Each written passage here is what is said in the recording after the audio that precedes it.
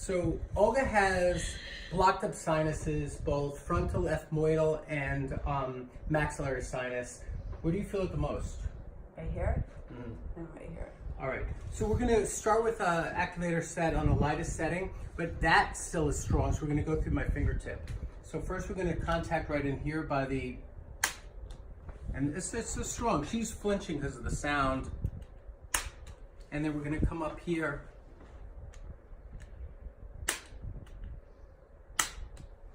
And then I like to use these acupressure points here and then in the eye. It's kind of up here in the crease up here. And you can look these up. They're just acupressure points for sinuses. And then you can also do a tapping series. Now breathe in again. How's that now? It's getting better. Does it get rid of my wrinkles too? No, it doesn't get rid of wrinkles. Breathe in again. Good.